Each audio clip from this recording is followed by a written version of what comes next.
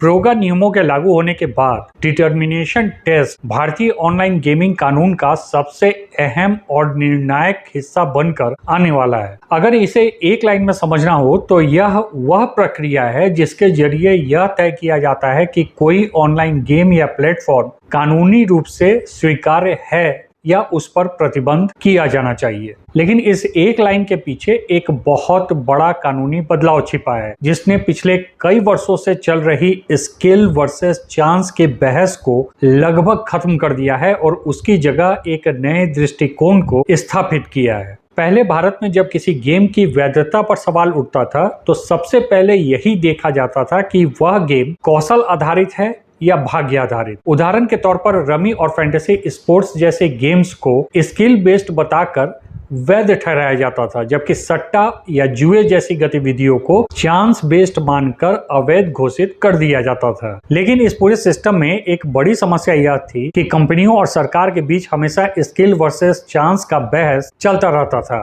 और मामला कोर्ट जाकर सालों तक लटका रहता। अलग अलग राज्यों में अलग अलग फैसले आते जिससे कानून का एक समान ढांचा बन ही नहीं पा रहा था। यहीं पर प्रोगा के तहत डिटर्मिनेशन टेस्ट की एंट्री होती है। इस टेस्ट का मूल उद्देश्य यह है कि किसी भी गेम की वैधता का फैसला एक स्पष्ट और एक रूप मापदंड के आधार पर किया जा सके। अब यह नहीं देखा जाएगा कि गेम स्किल बेस्ड है या चांस बेस्ड, बल्कि यह देखा जाएगा कि उस गेम में पैसे की भूमिका क्या है और वह यूजर को किस तरह के वित्तीय जोखिम में डालता है। यह बदलाव सिर्फ तकनीकी नहीं बल्कि एक पॉलिसी शिफ्ट है जो यह दर्शाता है कि सरकार अब गेमिंग को मनोरंजन के बजाय एक संभावित वित्तीय गतिविधि के रूप में देख रही है।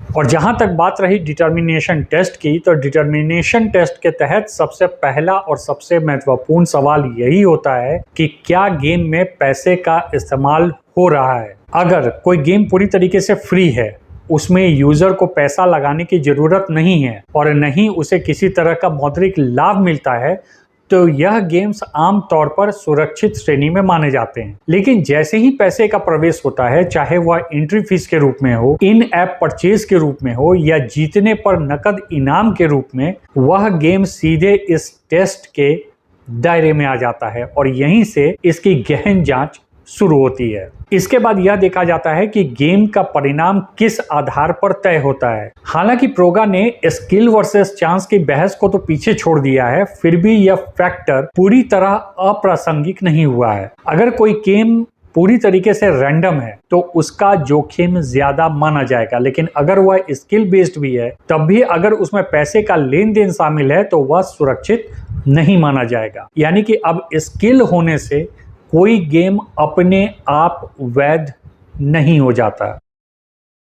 डिटर्मिनेशन टेस्ट का एक और महत्वपूर्ण पहलू है प्लेटफॉर्म का बिजनेस मॉडल। यह देखा जाएगा कि प्लेटफॉर्म किस तरह से कमाई कर रहा है। क्या वह यूजर से एंट्री फीस ले रहा है, क्या वह हर ट्रांजैक्शन पर कमीशन खा रहा है, या क्या वह किसी रिवॉर्ड सिस्टम के जरिए पैसे का सर्कुलेशन कर रहा है। अगर प्लेटफॉर्म की कमाई यूजर के जोखिम पर आधारित है तो यह एक बड़ा रेड फ्लैग माना जाएगा। सरकार का फोकस यहाँ यह है कि कहीं यह सिस्टम जुए जैसा तो नहीं बन रहा, जहां कुछ लोग जीतते हैं और ज्यादातर लोग पैसे गंवाते हैं। इसके साथ ही यूजर्स के व्यवहार और जोखिम को भी ध्यान में रखा जाता है। डिटर्मिनेशन टेस्ट यह भी जांचता है कि क्या गेम यूजर को बार बार पैसे लगाने के लिए प्रेरित कर रहा है, क्या उसमें लत लगने की संभावना है और क्या वह युवाओं या कमजोर वर्गों को टारगेट कर रहा है। यह पहलू खास तौर पर इसलिए महत्वपूर्ण है क्योंकि ऑनलाइन गेमिंग अब सिर्फ मनोरंजन नहीं रह गया है, बल्कि यह कई लोगों के लिए वित्तीय नुकसान का कारण भी बन रहा है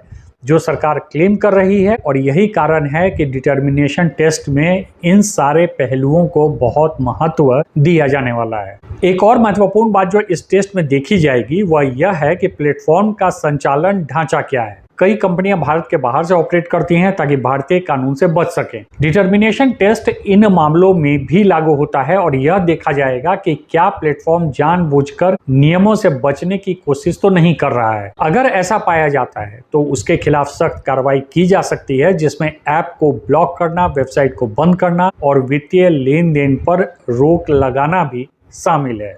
इस डिटर्मिनेशन टेस्ट को लागू करने की जिम्मेदारी आमतौर पर एक नोडल अथॉरिटी या सरकार द्वारा अधिकृत एजेंसी की होगी। यह अथॉरिटी किसी ऐसे ऐप या गेम की जांच करेगी, उसके डेटा और ऑपरेशन को समझेगी कि वह गेम किस श्रेणी में आता है, उसे लीगल माना जाए या फिर उसे प्रतिबंधित श्रेणी में डाल दिया जाए। और डेफिनेटली इस टेस्ट के परिणाम सिर्फ कंपनियों तक सीमित नहीं है, बल्कि यूजर्स पर भी इसका असर पड़ेगा, क्योंकि अगर कोई यूजर्स इन अवैध प्लेटफॉर्म्स पर खेलेगा तो इस बात की संभावना रहेगी कि उसका बैंक अकाउंट फ्रीज हो जाए, ट्रांजैक्शन पर रोक लगने और लॉ इन्फोर्समेंट एजेंसियों के नोटिसेस आने की भी संभावना बनी रहेगी। यही कारण है कि अब यूजर्स के लिए भी यह समझना बेहद जरूरी हो गया है कि वे किस तरह के प्लेटफॉर्म का इस्तेमाल कर रहे हैं। बहरहाल डिटर्मिनेशन टेस्ट का सबसे बड़ा प्रभाव यही है कि इसने गेमिंग इंडस्ट्री के पूरे ढांचे को ही बदल दिया है। अब कंपनियों को अपने बिजनेस मॉडल को इस तरह डिजाइन करना होगा